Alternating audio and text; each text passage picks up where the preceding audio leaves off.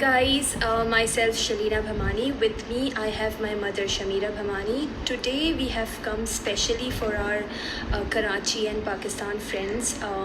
We are doing this online session so that parents, teachers and caregivers can get some basic tips as how they can orient young kids pertinent to rain and rain crisis.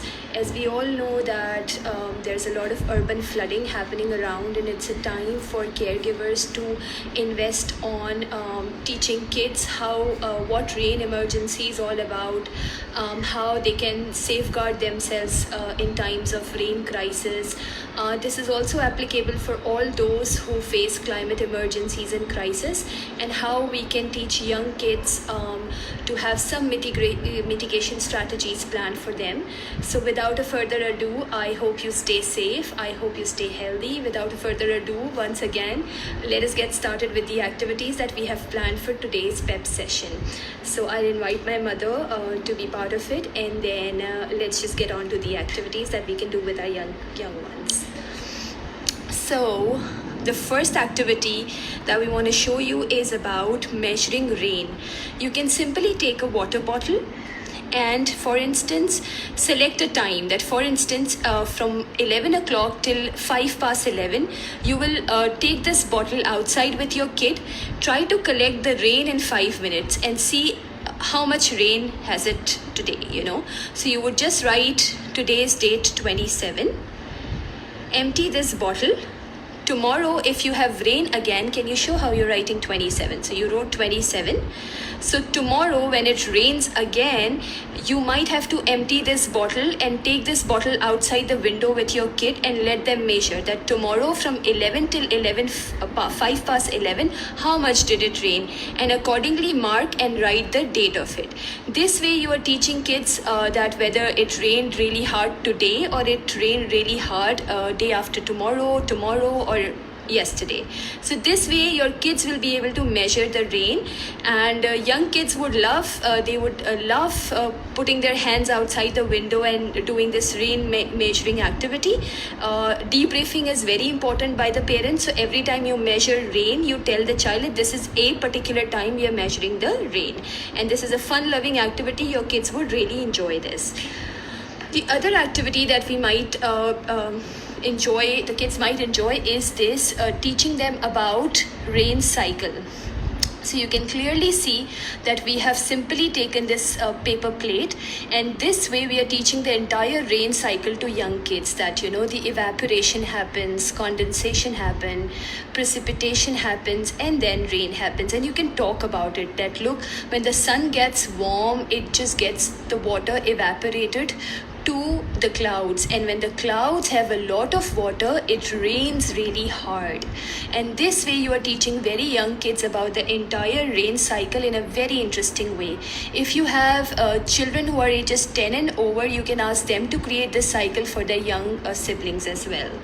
The other activity that we would like to do is introducing the very young ones with this interesting activity of rain vocabulary.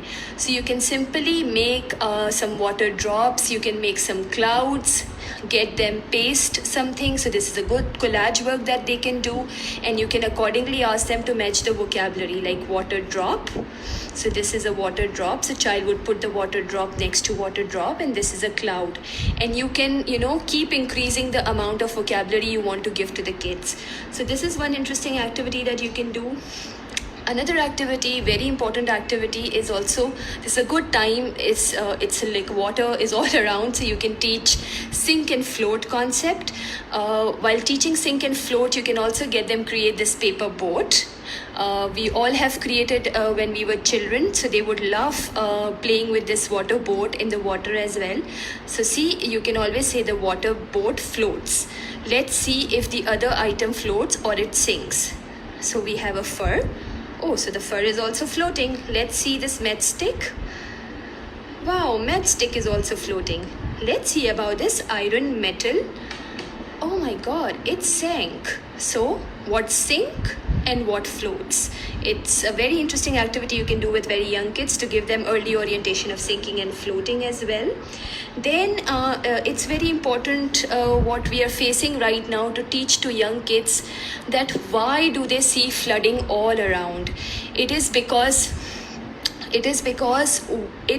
of us only, because we dump a lot of plastic, we dump a lot of other things into the potholes, into the sewage holes, and that is the reason it all result in urban flooding, apart from whatever governance issues are. But we need to teach kids at a very early age that they need to keep their sewage holes, they need to keep the environment clean. And the reason they can clean the environment, you see, so the water is getting stuck when the sewage pot or sewage hole is filled with a lot of trash. But the water conveniently passes by if there is nothing in the sewage lines. So this is one activity which will give them very early orientation of how to keep the environment clean. The other very interesting and thought-provoking activity is this thing, which is what is happening here in Karachi right now.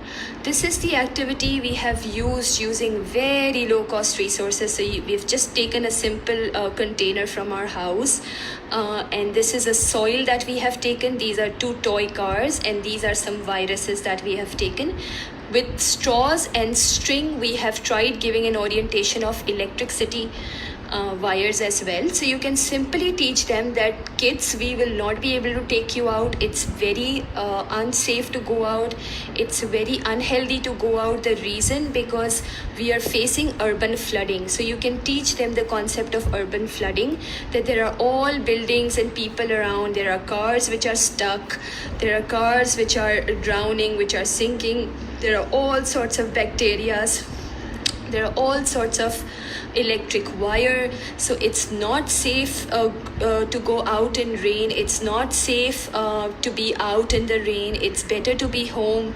It's better that we keep praying for people who are stuck in this situation. As you can see that wherever there is a water is there, wherever there is an urban flooding, the cars get spoiled. There are so many viruses and bacteria. And then similarly, electric wires could be of a great damage. The other activity that we really want to show you is one of the most important activity is preparing a child emergency bag.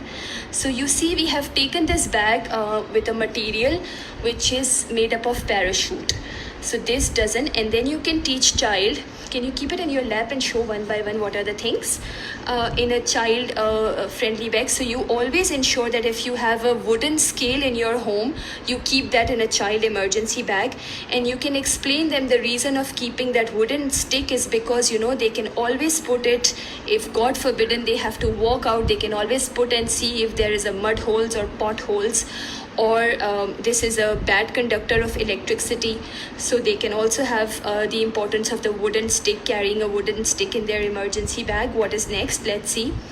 They should always have a water bottle filled in their emergency bag. They should have a torch. You can use a child-friendly torch. We did not have it, so they must have a torch in their emergency bag. They should have a light snack in their emergency bag. Very important thing, you should have this ready in your child's emergency bag that says child card. So you write their name, the parent name, emergency number 1, emergency number 2, and I live at. And make sure your kids remember this. They memorize all of these information. This is a very basic, very vital information for every kid, and especially for young kids. Similarly, you can keep a sanitizer in times of COVID in the emergency bag.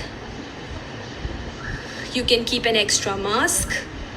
You can keep mosquito repellent, very important in child's emergency bag as well. And that is it. So it's very crucial that we prepare a child emergency bag and allow the child to understand why we have kept the things we have kept over here in the emergency bag. The last but not the least activity is creating a child-friendly raincoat. So we have simply taken a trash bag. We have cut it in a child's manner, and since my name is Shalina, so I've written S over here. You can write your own child's name and get them wear it. So see, this is a very child-friendly raincoat, and your kids would love wearing it. Your kids would also love, you can see that they can wear it. Can you just show? No, simply show it here. Thank you. So simply you can design this raincoat for young kids, and they would love decorating this raincoat, as well as they would love wearing it in the rain as well. So I would request all of you to kindly do this little activity with your kids. Stay safe, ensure that your children are safe, remain home, do not go out unnecessarily, and pray for everybody. So I hope all of these activities pertinent to rain is helpful for you. If you require any other support from our side, please let us know. Thank you so much once again. Stay safe, and bye bye.